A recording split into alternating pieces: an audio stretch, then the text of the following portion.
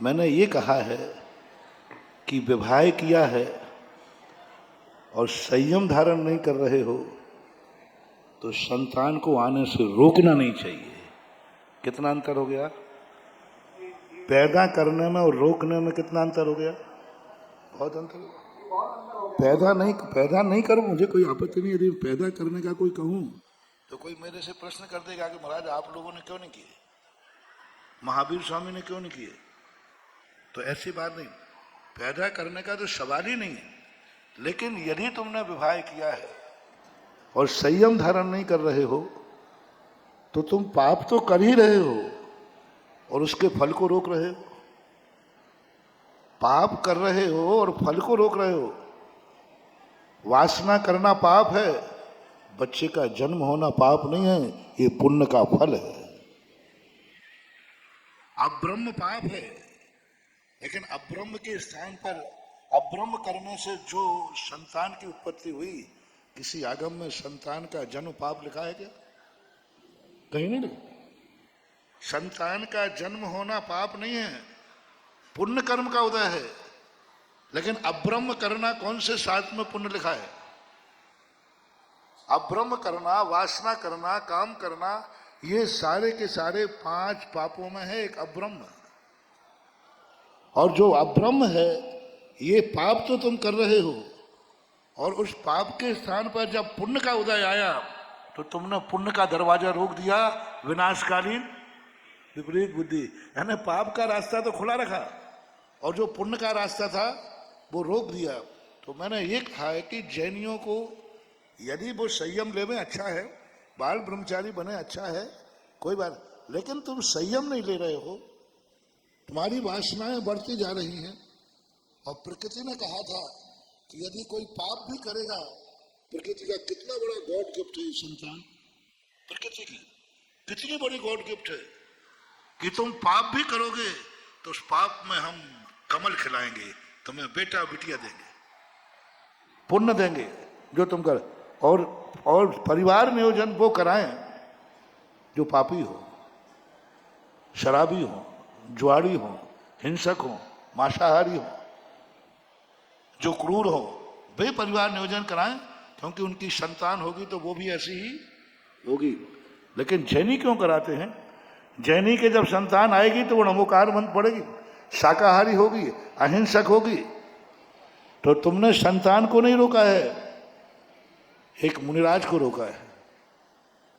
तुमने संतान को नहीं रोका है, एक शाकाहारी को रोका है। तुमने संतान को नहीं रोका है, एक जिनेंद्र भक्त को रोका है। तुमने संतान को नहीं रोका है, एक भगवान का अभिषेक करने वाले को रोका है। तुमने संतान को नहीं रोका है, एक सम्यक दृष्टि को रोका है।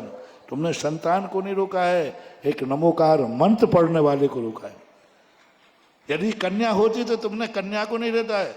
जैनी का बेटा, पापियों के बेटे नहीं कह रहा हूं, जैनियों का बेटा तुम्हारा बेटा ही नहीं है, वो इस कुदरत का मुनि और आर्य का भी है। क्योंकि जैन कुल में जन्म है दे ही उसको आर्यिका बनने का, बिटिया है तो आर्यिका बन सकती है, बेटा है तो मुनि बन सकता है। तो तुमने मुनि और आर्यिका का दरवाजा बंद किया है। कितना बड़ा पाप किया। एक जीव इतना पुण्य लेके आ रहा था कि मैं जैनी के यहाँ जन्म लूंगा, और जैनी के यहाँ जन्म लेने का अर्थ है कि वो आर्यिका और मुनि बनने का अधिकारी है। तुमने एक जीव को आर्यिका बनने से रोक दिया, मुनि बनने से रोक दिया। एक वो आता है वो शाकाहारी बनूंगा, तुमने शाकाहारी पद को रोक दिया, जिनेंद्र भक्त को रोक दिया। तो यानी जैनी यदि जब किसी बच्चे को परिवार नियोजन कराता है, रोकता है, तो कितना बड़े पाप का भागीदार होता है, उसने कितनी संभावनाओं को कुचल डाला। इसलिए एक मांसाहारी, एक शराबी, एक जुआरी संतान को गर्भपात कराता है, वो इतना बड़ा पापी नहीं है जितना कि जैनी है। यदि वो परिवार नियोजन कराता है तो इतना बड़ा पाप का भागीदार नहीं है, क्योंकि उसने एक पापी को आने से रोका है। उसने एक, क्योंकि मांसाहारी के यहाँ बच्चा हुआ तो वो क्या करेगा? यदि उसने संतान रोक दी है तो कोई पाप नहीं किया है, उसने एक मांसाहारी को रोक दिया। वो खुद मांसाहारी था, बेटा भी मांसाहारी कर दिया। तुमने किस बहाने रोका? तुम्हारा बेटा कौन सा पाप करता? इसलिए मैंने कहा था रोको मत, पैदा करो ये नहीं कहा, रोको मत। जब तुम वासना पाप कर रहे हो तो उस पाप के कीचड़ में पुण्य का कमल खिलने दो। और वो कमल यदि तुम पालन न कर सको, वो कमल तुम पालन न कर सको तो मातृ छाया में देके आओ, लेकिन मारो मत। और यदि थोड़ी देर कष्ट उठा करके पालन कर दो, थोड़ा सा बड़ा कर दो, उसके बाद जाकर बिटिया हो तो पृथ्वी स्थली में दे आना, और लड़का हो तो ब्रह्मचारी बना देना। और तो ये स्थिति हमने कहा था कि भाई दोनों तरफ जैनी सोचे। आज सबसे ज्यादा जैनियों के परिवार नियोजन है 100%। 1-8% कोई बचे तो बात रहे, क्योंकि पढ़ी लिखी समाज है, सबसे ज्यादा परिवार नियोजन है, इसलिए बैलेंस बिगड़ रहा है।